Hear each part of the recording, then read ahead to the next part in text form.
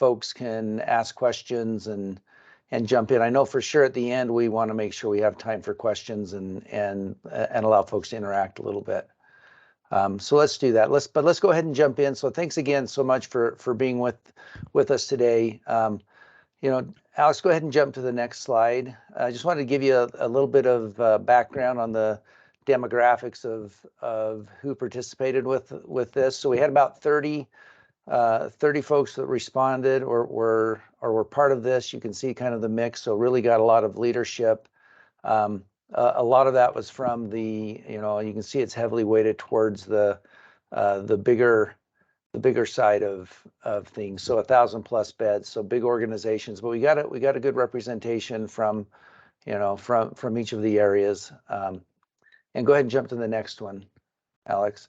So the purpose of what we wanted to do here was to give you guys another point of reference. So I know I talked with those who responded. I talked with a lot of you guys. And really what happened is once the Oracle purchase was announced, we had a whole bunch of folks reach out and ask, class, what are we hearing? What is this meaning? What are we hearing from other folks? And it seemed clear that this was, there was some sort of a feeling around, I know what it means to me, or at least I know how I'm interpreting things, and I can do this based on my own experience. We wanted to open this up and provide another point of reference so you can say, am I thinking about things the same way that my peers are, or am I kind of off on an island and seeing things differently than everybody else? So what we did is we talked with, like I said, about 29 folks. These are the questions we went through, just tried to get a feel, where do you stand today? What are your feelings about some of the changes that have happened? So the Oracle purchase, David Feinberg coming in, and the recent move to Revelate. And then what do you want to see from Cerner to kind of make sure that you feel like, hey, things are going in the right direction. And this is the first one of a series. So we're going to be reaching out and doing these interviews about every 4 months. I think the last one is scheduled for March of 2023.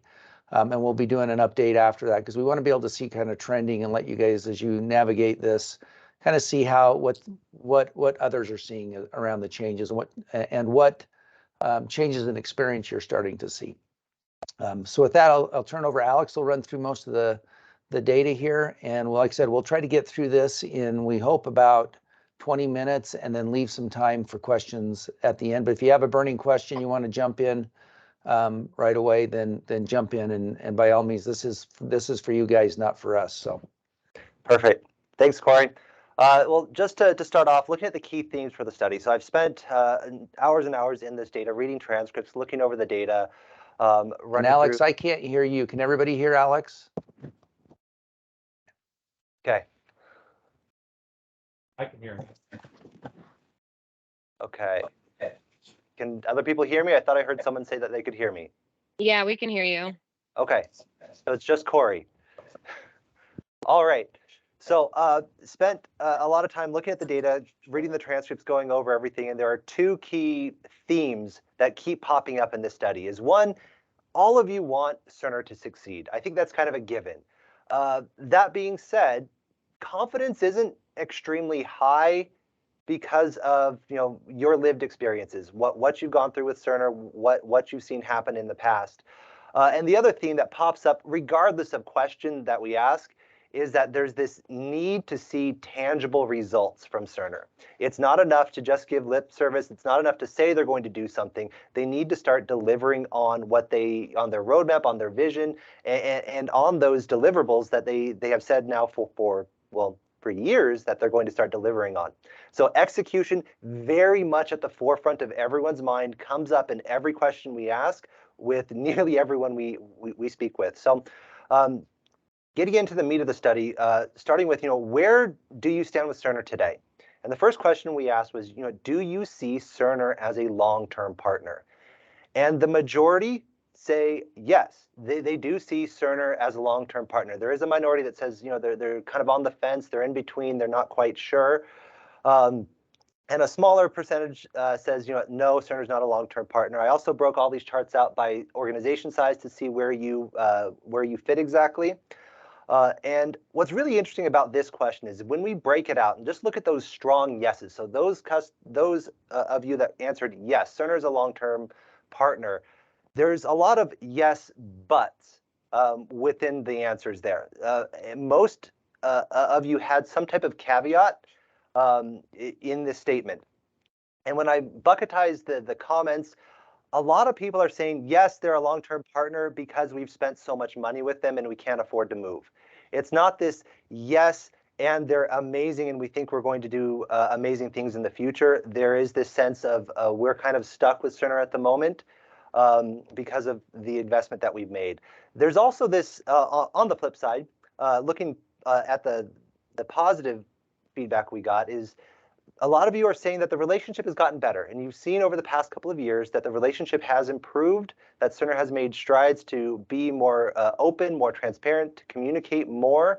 And although it doesn't really necessarily show it in this chart, it does come out throughout the conversations we had with you with nearly everyone.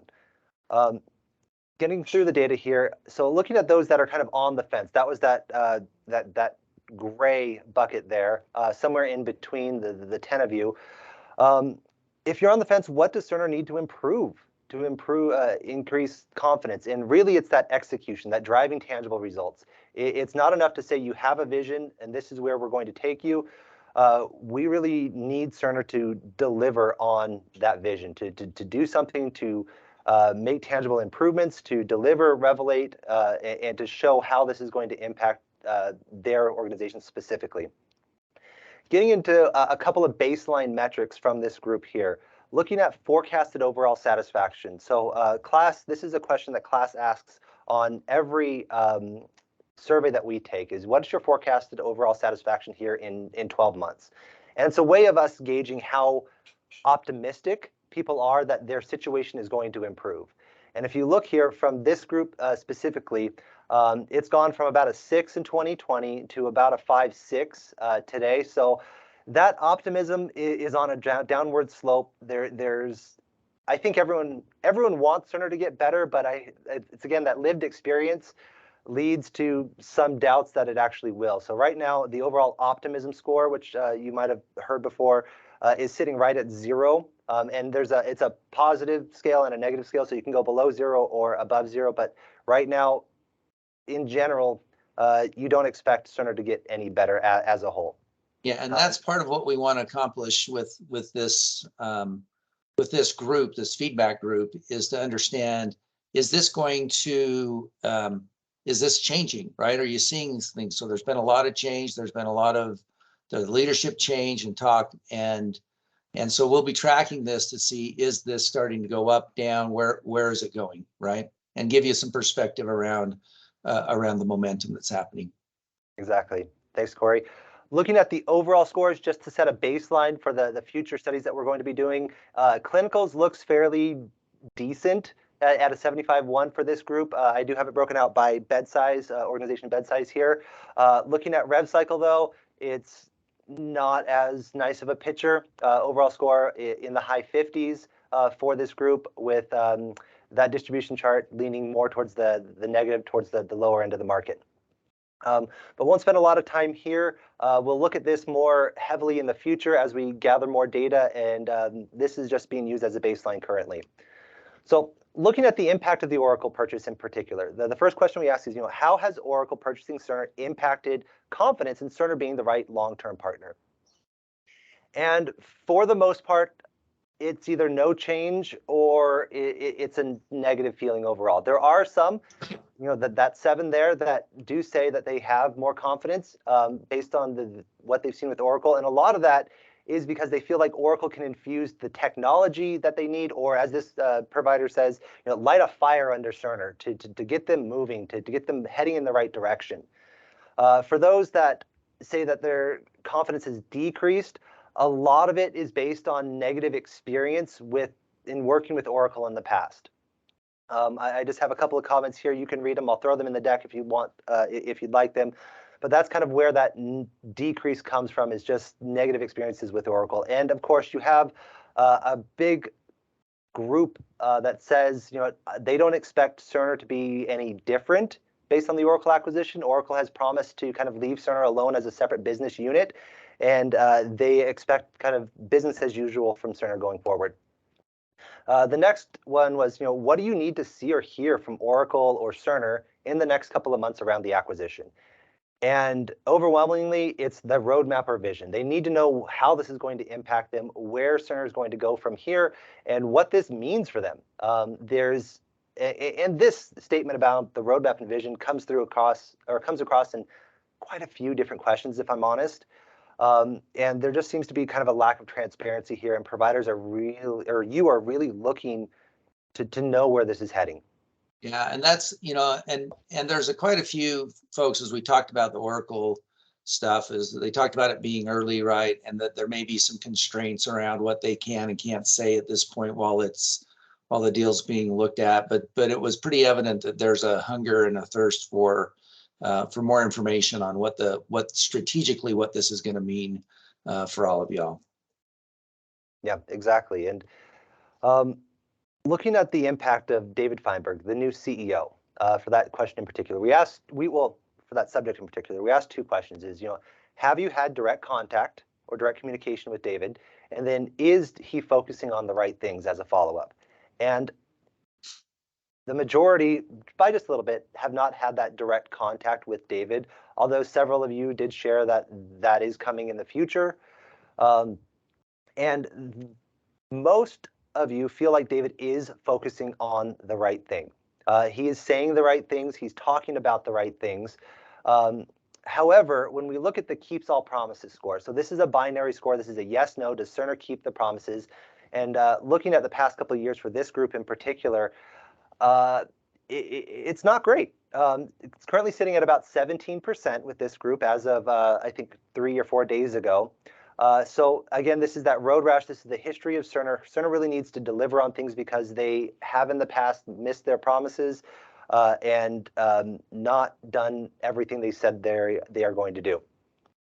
And looking specifically at the key findings from the questions around David, there's a lot of comments around delivering tangible results. And this is specifically from the people that said, yes, David is focusing on the right thing. But again, there's a lot of yes, buts in those comments. He's focusing on the right things, but he needs to deliver tangible results. But there's a gap between what he's telling us and what we're actually seeing, or what we actually think he can deliver. Additionally, this comes up, I threw this in the CEO section, but this comes up throughout the comments, throughout the study, is there's this yes, but Cerner really needs to do something about the attrition rate to improve the amount of resources or the quality of resources available, especially with Revelate coming on and the need to have qualified consultants there to implement the new system.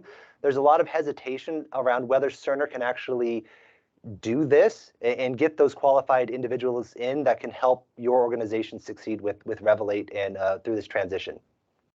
And just one other thing on this slide I'll share is a lot of you want to see a plan from David specifically on how he's going to address this problem because it seems, at least from my perspective, that he hasn't really said or acknowledged that this is an issue and this is how he's going to fix it moving forward. Looking at the impact, well, this was a really interesting question because we had hoped to gather a specific list of things that that Cerner is going to stop doing, that have been communicated to you from Cerner, of things that they're going to stop doing moving forward. And the majority, by a wide margin, said they're just not sure. That hasn't been communicated to them yet. In fact, the biggest specific solution that was mentioned was the retail pharmacy, that they are going to stop doing retail pharmacy. There was a couple people that talked about kind of consolidation of solutions, focusing on what Cerner does best. But as you can see here, the majority just really don't know what Cerner is going to stop doing. And the communication there definitely could be better. In terms of Cerner's execution, what change have you seen in Cerner's execution under David? For the majority of you said that there hasn't been really a change that you've seen so far. And looking specifically at what changes they have seen, again, majority says it's too early to tell, and generally that the communication has gotten better. Not that they've necessarily seen tangible results, that they've seen things delivered the way that they're supposed to be. In terms of what do you need to see from David?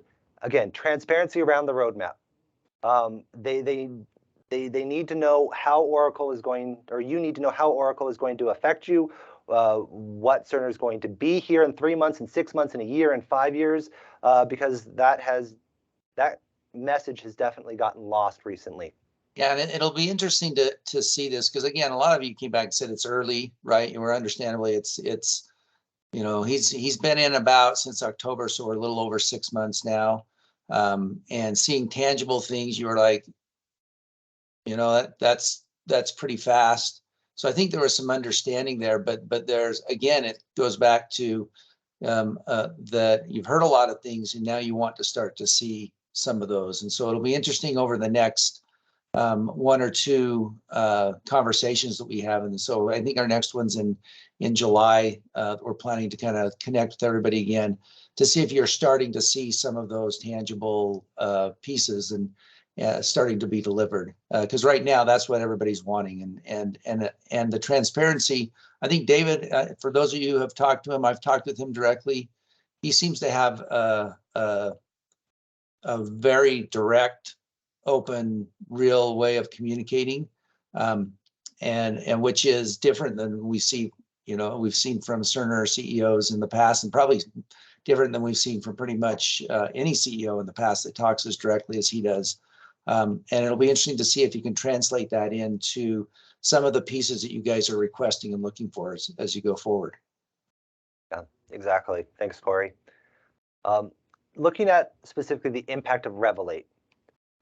Currently, have you had direct contact with Cerner about Revelate? 84%, the overwhelming majority, have had some sort of direct contact when it comes to Revelate. But that's not necessarily enough, because we then followed it up by saying, do you understand, or how well do you understand Revelate? And when we look at it, the majority say, yeah, I don't really understand it, or I understand it a little because of the marketing material, but there's a lot still to be learned. In fact, 3/4 of you said you don't have a really good, firm understanding of what Revelate is, and we see a lot of comments like this.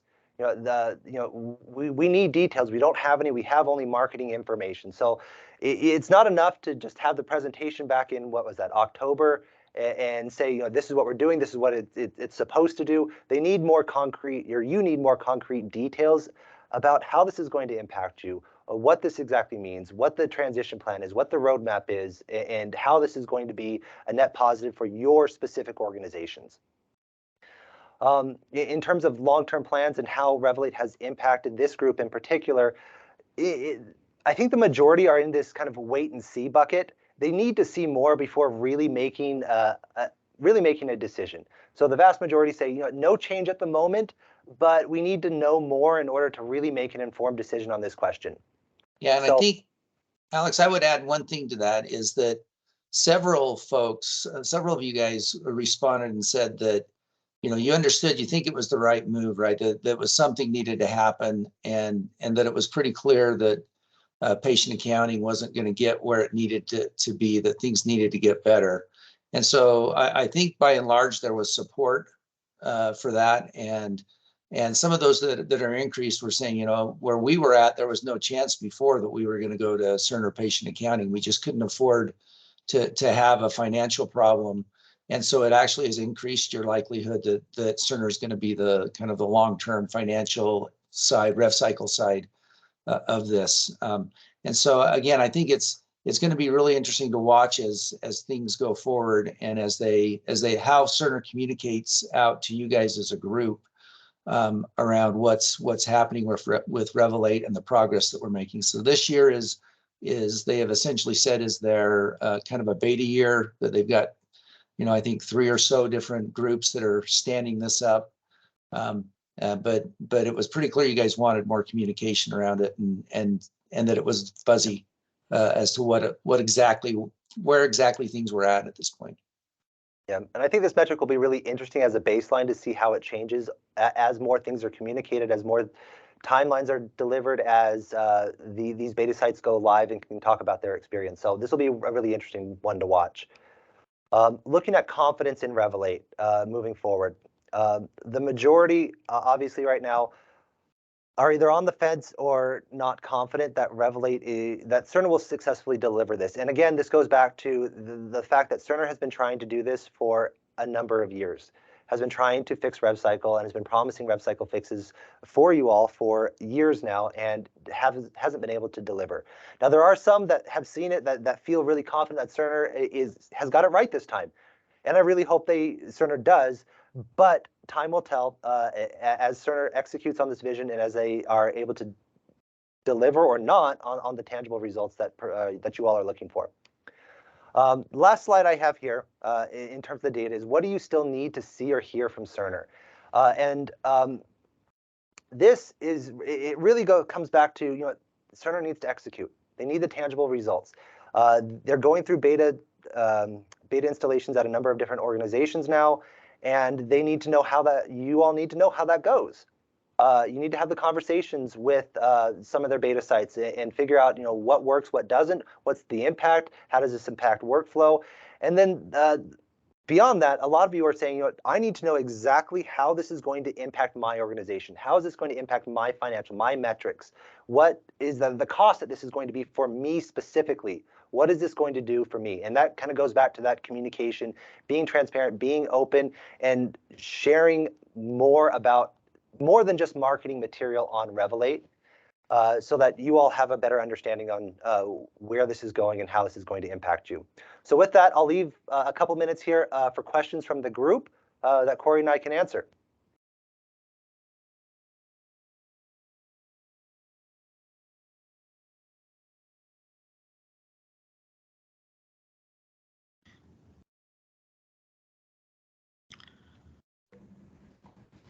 This is Dan Angel. Can you hear me?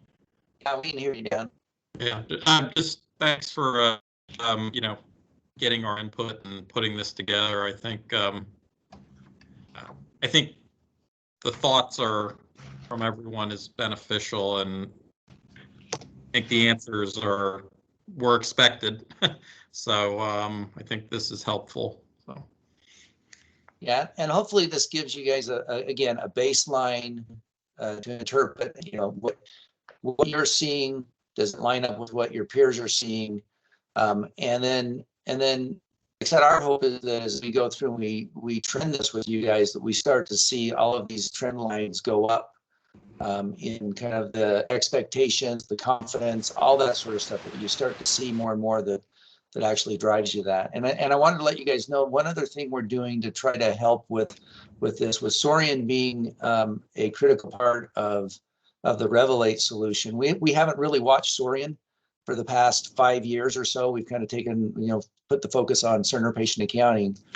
So we're actually putting together right now a report on Saurian to kind of help you just understand, where does Saurian compare to Cerner patient accounting? Are those that are using it, are they happier or less? Just how is it performing right now? So you can have, again, another point of context as you guys look at some of the changes that are coming around. And that should be out, I think, Alex, right next month is Next month. middle Yep. of next month, I think is where that should be. But any other questions or thoughts or comments? This is Linda Stevenson. Can you guys hear me? Yeah. Yes. I am from Ohio, and I appreciate this information. Thank you for sharing it. And I'm hoping that we do this again in a little bit later in the year, or because I think there's going to be things really changing throughout the year. But I also wanted to share with this group, in case you weren't aware, I saw Cerner trying to do a lot of recruiting, especially for their AMS group. Unfortunately, what is happening is they're going to consulting companies who's recruiting our people. So we had that happen here just twice in the last couple of weeks, and they're offering them double their salary to go work for this consulting company that's really providing service people to Cerner. So yes, Cerner is trying to do a lot of recruiting to make up for, as we all have identified, a lack of people and knowledge, but at the expense of the hospital. So just be aware that's going on. Yeah, that's a good point. I think everybody can relate to the staffing issues right now. Is there a name for that consulting company, just so I can keep an eye out? I was told it was healthcare IT consulting. If I get more information, I'm happy to share it. Tyler, go ahead. Yeah, I'm Tyler Haverly. I'm the associate CHIO at Intermountain. What kind of skills are they looking for? Sort of tier 1 AMS support skill set? Yeah, yep, they're gonna be, the two specifically, were related to patient accounting, because they have a huge backlog of patient accounting tickets that are open and they don't have people to resolve them. Got it. Thanks. Mm-hmm.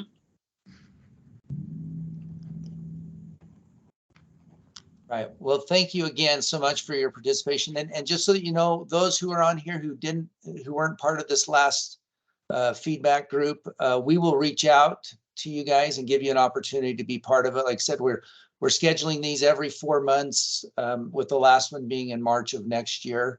And hopefully the interviews are only going to take, a short amount of time. But being able to pool everybody's perspective together, hopefully will help you guys as you navigate through all the changes that are going on. So, Corey, I had a little trouble. This is my cord getting in early there. Did you say, are you going to be able to share these slides or not? yes. Yes. Okay. Yeah, we're recording this and we will also share the slides. So we'll post this so that if you've got folks want to come and see this and weren't able to make it, we'll also send the slides out to everybody who was on here as well. All right. Well, hey, thanks you guys. Really appreciate the engagement and hopefully we can be help as you guys work through all the stuff going on. Appreciate all you guys do. Thank you. Thanks, everyone.